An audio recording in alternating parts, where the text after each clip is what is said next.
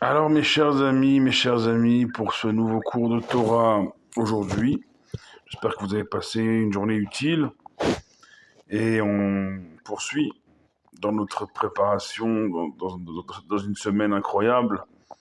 Il y a pas mal de Hilulot également cette semaine. Il y a également Yom Yerushalayim cette semaine, 28 Iyar.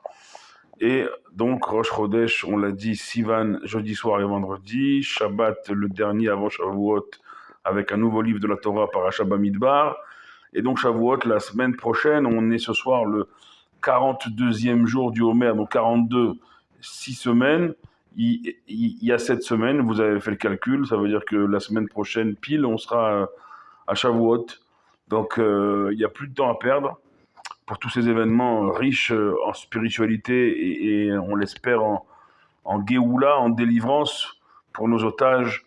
On les espère sains et saufs de retour en Eretz Israël pour nos soldats, la protection et le retour eux aussi vivants et sains et saufs en Eretz Israël et la protection pour chaque juif, chaque Israélien du nord au sud, du sud au nord et nos frères et sœurs bien sûr également en diaspora. Faites attention à vous. On prie pour vous comme vous priez pour nous et ensemble on est toujours plus fort, Baruch Hashem. Et donc ce soir on va parler d'une notion que vous savez, il y a beaucoup d'émotions dans tous ces événements-là. Il y a l'Aïloula du Ramchal. On parlait de Iloulot, l'Aïloula de Rabbi Moshe Chaim Lutzato, le Ramchal, le Baal Messilat Yesharim, celui qui a écrit le Messilat Yesharim, le Sentier des Justes, un livre de Moussard, de morale juive, très très précieux.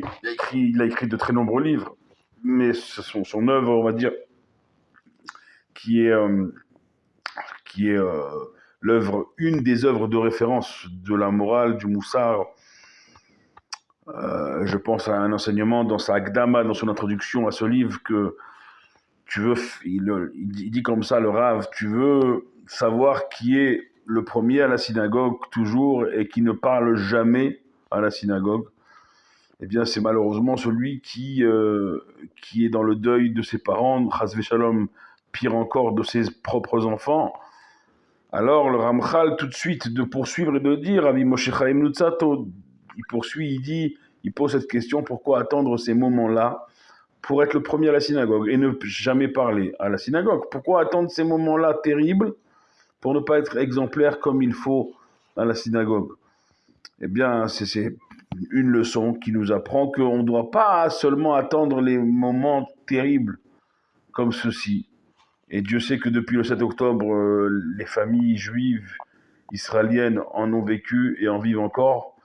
On ne doit pas attendre ces moments-là. On doit faire ce qu'il faut maintenant pour d'abord éviter qu'il y ait d'autres familles endeuillées et rapprocher cette Géoula, cette délivrance qui amènera avec elle la résurrection de tous ceux qui sont tombés, tous ceux qui nous ont quittés. On les reverra très prochainement avec Mashiach, avec la délivrance et le Beth Amikdash à nos côtés. Toutes nos personnes qui ont disparu, on les reverra à nos côtés très prochainement. Mais pour ça, il ne faut pas attendre qu'il y ait Chas Shalom d'autres pertes.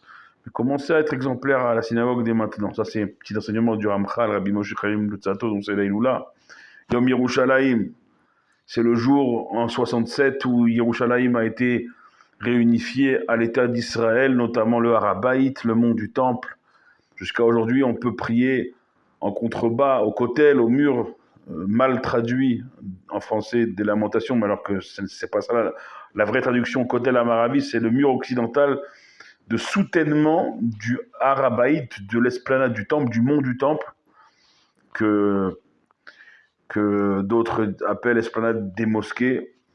Et depuis quelques années, il y a ceux même qui s'aventurent à monter en haut sur le chétar, le terrain du temple. Bon, certains rabbinim disent qu'on peut, d'autres rabbinim disent qu'on ne peut pas. Moi, personnellement, j'y suis jamais monté et je pense pas qu'avant Machiar, je m'y risquerais parce que le risque est trop grand. Si jamais on ne peut pas, on est Chayav Karet, on est retranché Chas Shalom du peuple juif, parce qu'on est impur, on est tous impurs aujourd'hui. Voilà, regardez, je vois une annonce là, aïe aïe aïe, une annonce terrible qui vient de tomber. 4 otages encore retrouvés morts. Aïe, aïe, aïe, aïe, aïe. En direct. Vraiment, j'ai eu la notification qui m'est tombée devant les yeux. 4 otages à l'instant retrouvés morts. Ils ont retrouvé leur corps. 4 corps de 4 de nos otages. Ils ont retrouvé leur corps morts. Aïe, voilà, ce que on venait à l'instant, on vient de parler d'être exemplaire à la synagogue, de ne pas attendre ces moments-là. Et voilà, on a la terrible, terrible conséquence de nos comportements en direct. Il faut que chacun y prenne sur soi. Voilà, on a parlé de l'exemplarité à la synagogue, le kavod, le respect. On n'est pas dans un cinéma. On est dans un cinéma. On peut rester 2, 3, 4 heures avec une bande qui tourne devant nous et on ne dit pas un mot. On est dans Beth Hachem, dans la maison de Dieu, où que vous soyez. Vous savez, Rabbi Shimon Bar Yochai, on a fêté sa Iloula il y a quelques temps, l'Akba Omer, sur la paracha de Béchalach, lorsque il y a un passouk là-bas qui dit Hachem ilachem ve'atem tacharishun, Dieu il combattra pour vous et vous serez spectateurs. Alors sur place, Rabbi Shimon Bar Yochai, il dit quand est-ce que Dieu il combattra pour nous et nous serons spectateurs.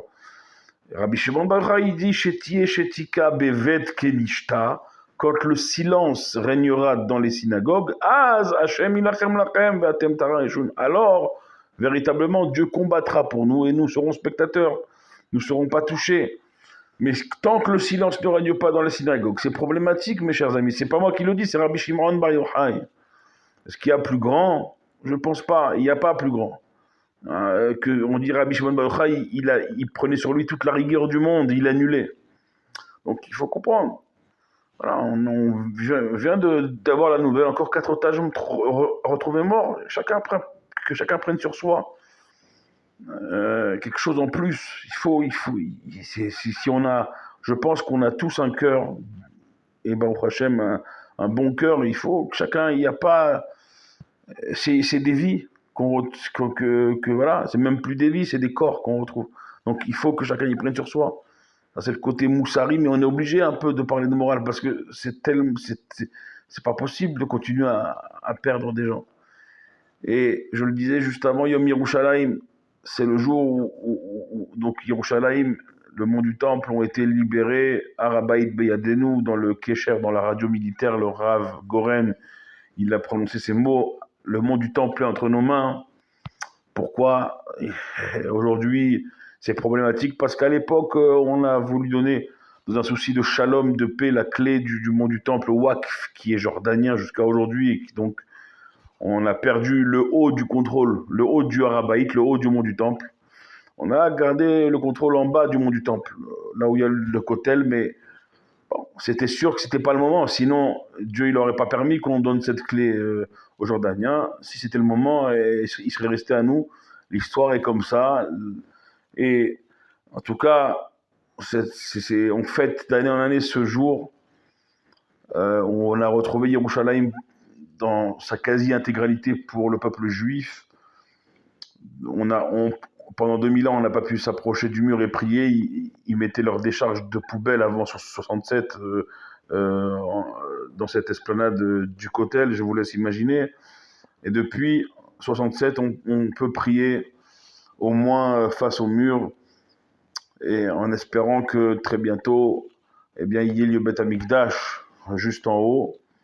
Et donc c'est un jour de joie. Alors je viens de vous parler de 4 otages morts, c'est pas le moment de parler de joie, mais Yom Yerushalayim, ça doit nous donner l'envie de retrouver cette Yerushalayim d'avant. Et si on retrouve Yerushalayim d'avant, on retrouve tous ceux qui sont disparus, comme ces 4 otages à l'instant, avec la résurrection des morts, dans le temple, avec Mashiach, et tout notre tzadikim, le rabbi à notre tête. On va retrouver toutes ces personnes-là, si on retrouve la Yerushalayim d'avant. Ça encore une fois, ça dépend que de nous. Ça ne doit pas être juste une date comme tous les ans. On doit saisir ce Yom Yerushalayim et demander à Dieu de retrouver Yerushalayim à Benouya, reconstruite avec le temple, et donc Mashiach, et donc la résurrection de tous nos morts. Et Bien sûr, également, cette semaine, on l'a dit, Rosh Chodesh Sivan jeudi soir et vendredi. Rosh Chodesh Sivan, 6 jours avant de recevoir la Torah. Chers amis, il n'y a plus de temps à perdre. Parasha Bamidbar, elle nous invite, on l'a dit hier, à l'humilité, Bamidbar dans le désert. Et on compte, Dieu il compte chaque juif parce que Dieu il nous aime tellement. Et ne pensez pas un seul instant, Chas Shalom, que le monde il est à l'abandon, que Dieu ça lui plaît.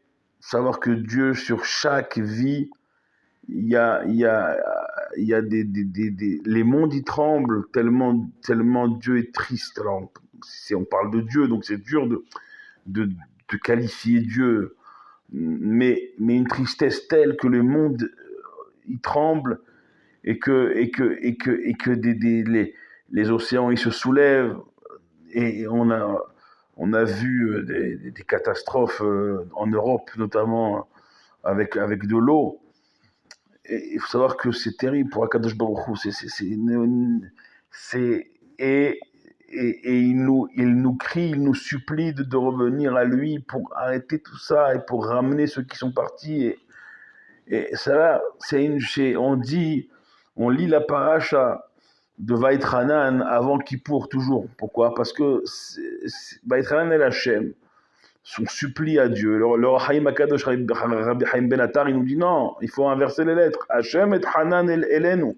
Dieu, il nous supplie de revenir à lui pour arrêter tout ça, pour nous amener Mashiach, pour faire revenir les morts, pour nous se révéler à nous dans son Beth Amikdash à Yerushalayim. Il nous supplie à Kadosh Baruch. Et nous, moi, je parle que pour moi. Je parle que pour moi. On est dans l'empathie. Quand on a les notifications, qu'est-ce qu'il en sera de demain, après-demain et après-demain? Kadosh Baruch Hu, il n'oublie pas, il n'oublie jamais. Et c'est un tsar, c'est une souffrance, kaviachol, si on peut s'exprimer ainsi, pour Kadosh Baruch Hu, chaque vie perdue.